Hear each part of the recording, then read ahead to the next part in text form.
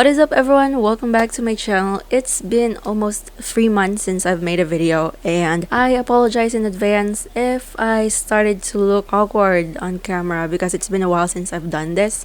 You know, I kind of miss reacting to random things. That's why I'm here with a new video titled GFRIEND A Tale of the Glass Bead, Previous Story, Timeline plus Storyline Explained by Bookish Theories. I'm now going to be diving into some theories because GFRIEND has just recently released a new MV and I was still not quite sure about what the real story behind every music videos, and now we're having Enhypen come out and some fans are thinking that it might be connected as well to the storyline of the Magic Island. So if you are new to this channel, do not forget to hit the subscribe button for you to get updated on every time I release a new video.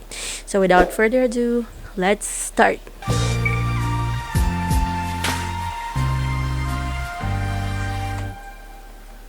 Hello and welcome back to Bookish Theories. In today's video, I would like to talk about GFRIEND's Tale of the Glass Bead, focusing on the timeline of the storyline up to this point and what we could expect from the upcoming comeback.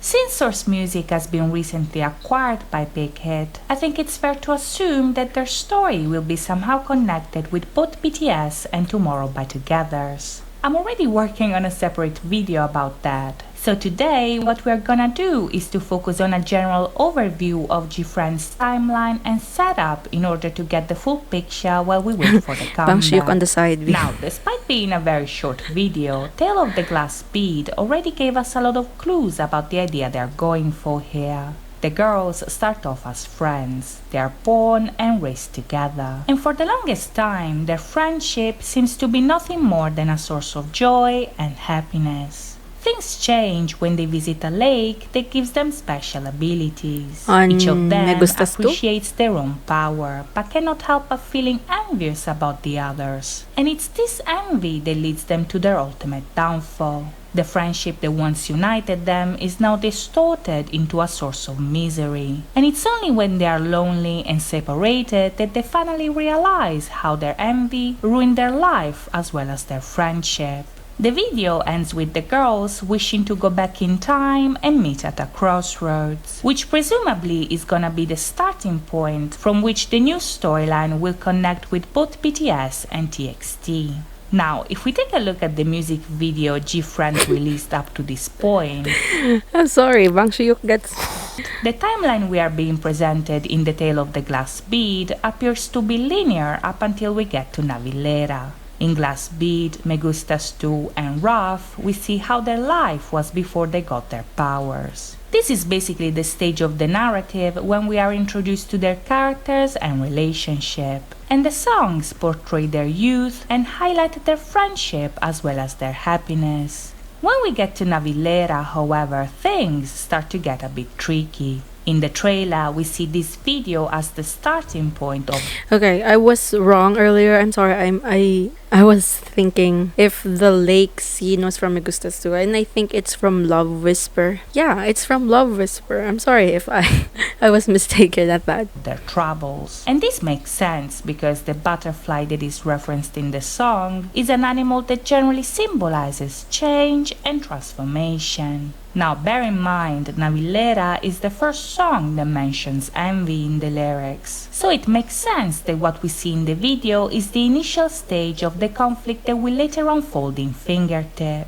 Up to this point, however, we still lack the most important part of the story, which is the girls actually getting their powers. This is the reason why the conflict exists in the first place, but neither Navilera nor Fingertip actually shows it, which means that between Rough and Navilera there is a missing piece. This piece is actually filled by Love Whisper, which is the song where we see them going to the lake and acquire their abilities. This change in the narrative is also confirmed by the end of Fingertip, where we see Unha going back to sleep and the clock going back in time. Now, by moving Love Whisper between Ruff and Navillera, the story actually becomes pretty clear. In Glass Bead, Me Gustas Tu, and Ruff, the girls are friends. In Love Whisper, they go on a journey and get their powers. In Navillera, they get envious, and in Fingertip, they start fighting. Fingertip here represents the climax of the conflict because even if Okay, now that fingertip makes more sense now. I mean, I'm kind of confused. What's the concept between fingertip? And it's now all making sense. what we see happens in a dream, the conflict itself is happening in real life as well, which is something also confirmed by Summer Rain. In that song, the girls compare love to a summer rain. Love can come to anyone suddenly like the summer rain. The sound of rain was so loud and sleep. You were like the rain to me. The future wasn't clear like a passing sun shower. We missed each other and like the wishes don't stay short like a rainbow after the rain stays. Rain that is as strong as it is short-lived. And the video shows them sadly reminiscing about the past while being grateful for the moments they spent together. These feelings will be later developed in time for the Moon Night. To be fully honest, I haven't watched Summer Rain yet. Maybe because it was on a repacked album and I didn't get to watch it because my sister wasn't a fan of GFRIEND yet. Which is arguably the most difficult video to explain. Now, when the song first came out, there were a lot of theories about the story they were trying to portray here. Some people thought that the song was about mourning and moving on from the death of a loved one, while others saw it as a... Yes, about this MV, my sister actually told me that Unha was probably dead. Some buddies were talking about Unha's death on this music video. a portrayal of mental illness that caused the girls to have hallucinations about each other. All these theories were actually really well done and extremely plausible. But now we know that all their videos are connected. So in the light of the information the trailer gave us, the song can be seen as the aftermath of the conflict portrayed in Navillera and Fingertip. The lyrics here focus a lot on the themes of memory and longing, and the video portrays the girls, and more specifically Unha, trying to move on from the memory of their friendship. So, does this mean that all the theories were wrong? Well, not exactly, actually.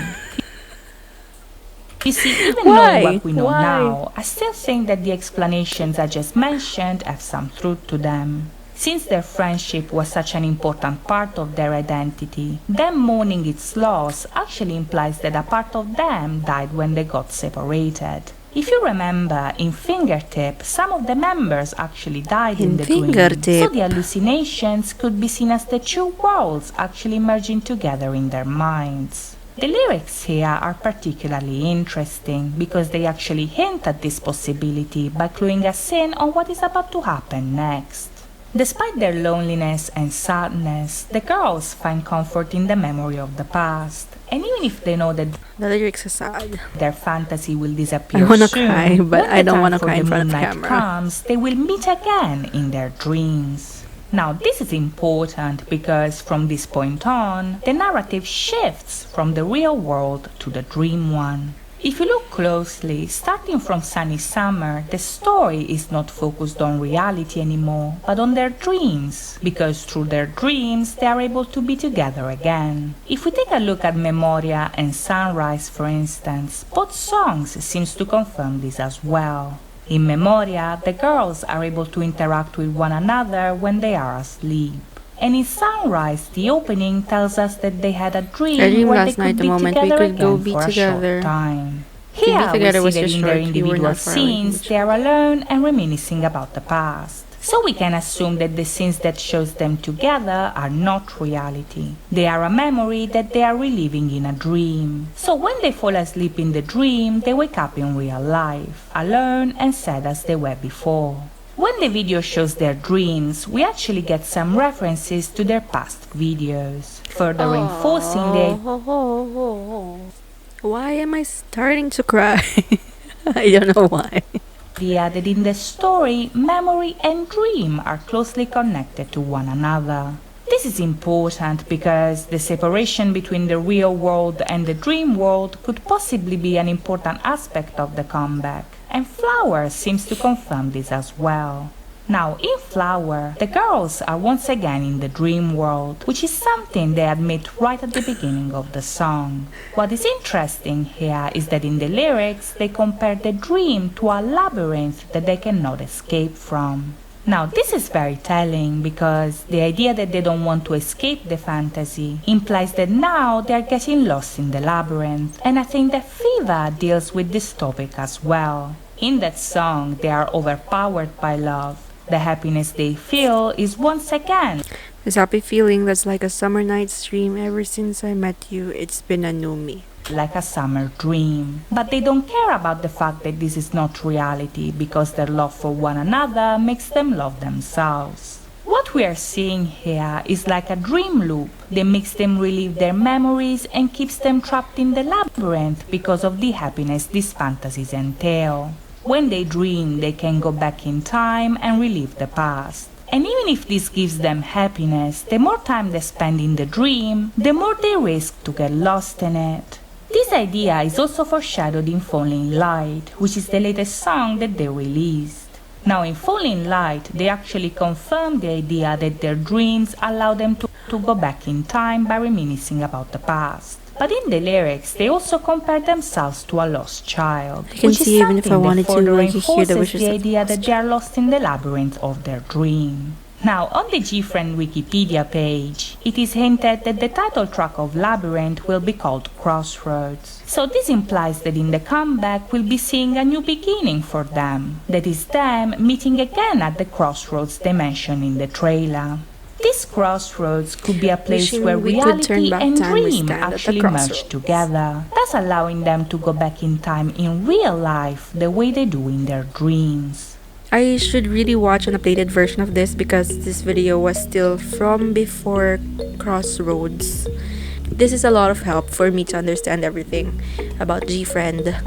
And I hope to understand more of this story going on their storyline once I get to watch more from Bookish theories. So I think that's gonna be it for today. I hope you enjoyed this video. I'm sorry if I didn't talk too much because I was trying to understand what Bookish theories is saying about the storyline of GFRIEND. If you do like this video, please leave a like and a comment on what I should watch next, and I should be able to watch it with you for you. If you haven't subscribed to me, don't forget to hit subscribe and the notification bell for you to get updated on every time I release a new video. See you again next time. Bye! 똥나리 또로롱 비리리릭 짠 똥나리 또로롱 비리리릭